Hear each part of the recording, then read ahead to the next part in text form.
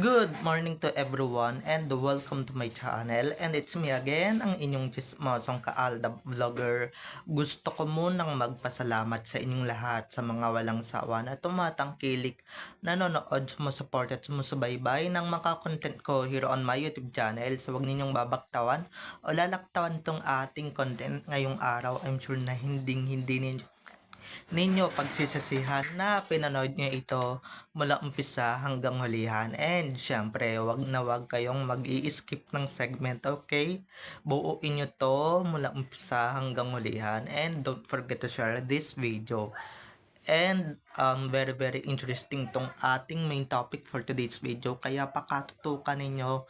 Kaya ito na, dumako na tayo sa ating main topic for today's video. Natatandaan nyo ba yung bawat kissing scene talaga ni Alden Richards sa Destined to Be Yours, na kung saan may BTS to, at grabe nga, mukhang tinutotoo ni Alden Richards ang paghalik kay Main Mendoza dahil guys sobrang liin, 'di ba? So ito na guys, watch this, mamaya ipapaliwanag sa inyo ng buong buo. So ito na guys, watch this.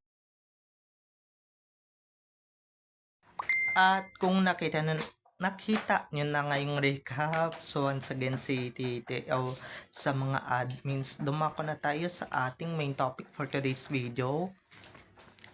Gaya nga ng sinabi ko kanina, natatandaan nyo ba guys yung Destined to Be Yours?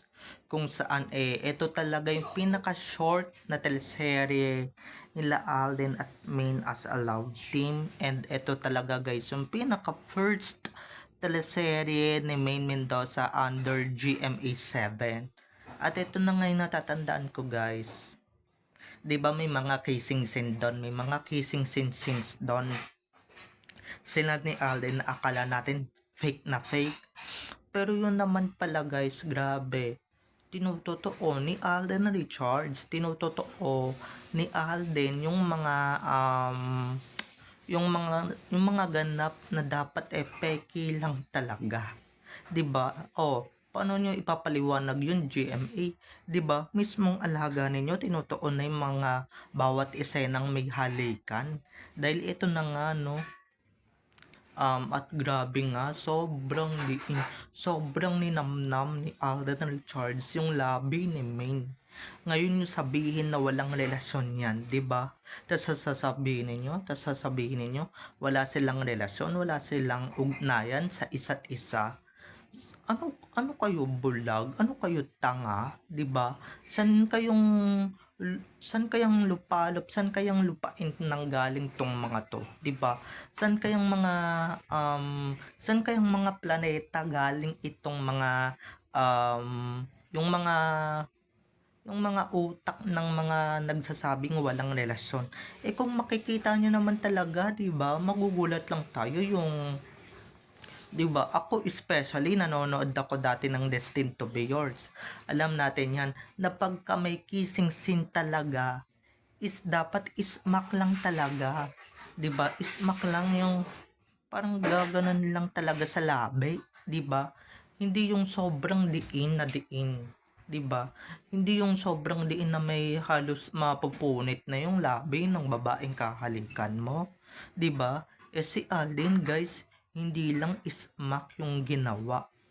Hindi lang ismak, kung kundi talagang tinodo, 'di ba? Talagang tinodo talaga ng bonggang-bongga. Tinodo talaga. Wala talaga tayong masabi at wala tayong masasay. 'Di ba? Ganyan yan si Alden pagka may babaeng tinatangi at may babaeng pinupurse talaga, 'di ba? Ngayon yung sabihin na lahat ng eksena ng Destined to Be Yours, lahat ng nagaganap doon na eksena, lahat ng yun peke, 'di ba? San ba kayo nakakita, 'di ba? Na yung lalaki, inganyo, may energy humalik, 'di ba? Samantalang yung iba diyan, 'di ba? Na o kaya kung ano yung hinihingi sa eksena, ganun talaga dapat yung ibigay. Pero si Alden, give na give lahat, igigive. Kahit hindi kailangan sa eksena, igigive. 'Di ba? Siyempre, minsan niya lang talaga makadaupang palad yung asawa niya, no? Minsan niya lang talagang makapartner yung asawa niya that time. Siyempre, ibibigay todo na ni Alden Richards lahat-lahat. 'Di ba? Ibibigay give niya na lahat. Siyempre, minsanan lang yun, no?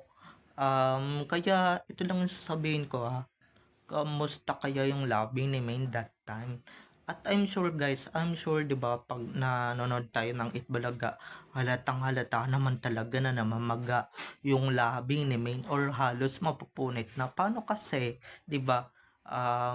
May isa talagang lalaki diyan na nagngangalang Alden Richards na halos talaga mukbangin na talaga. Mukbangin na, halos papakin na talaga yung labing ni Maine. 'Di ba? Halos papakin at pupuginan ng halik ni Alden. Halos 'di ba? Halos hindi na niya talaga mapigilan talaga yung eksena kahit hindi naman talaga kailangan sa eksena. I'm sure guys, na pagka talaga hindi naman I'm sure guys, pag nagka-cut yan si Direk that time, talagang ano yan, talagang nung tawag dito, pagka nag-cut na yan si Derek, di pa yan napipigilan si Alden, di ba? Gaya nung mga ilang eksena dun sa HLA na halos may mga Bollywood ba yun? Halos may mga ganong scenes, di ba? May mga kissing scene din, talagang hindi rin talaga mapigilan ni Alden kasi nga Mrs. ni Alden yung kanyang ka-eksena doon, di ba?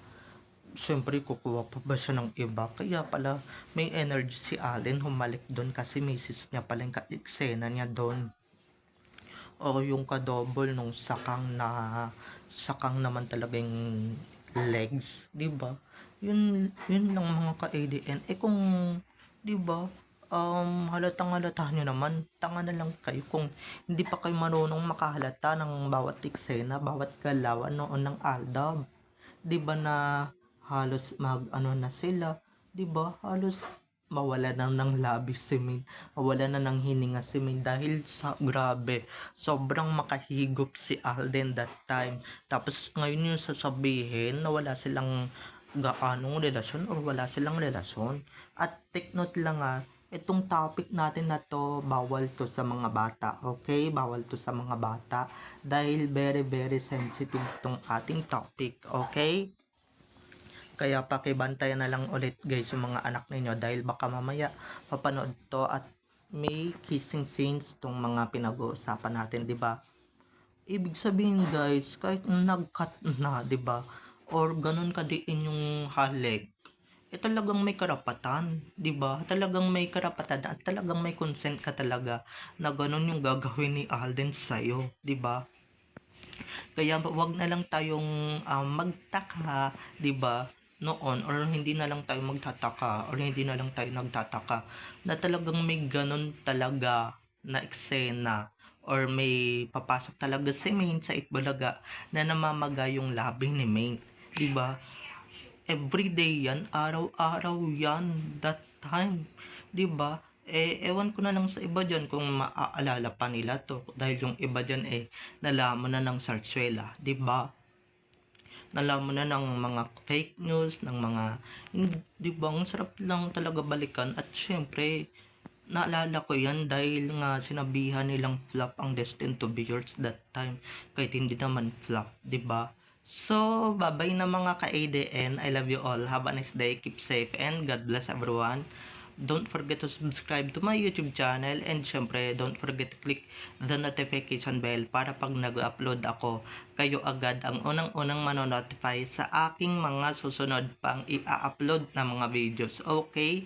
So, bye-bye na mga ka-ADN. I love you all. Have a nice day. Keep safe. And God bless everyone. Bye-bye. I love you all. Enjoy watching. Bye-bye.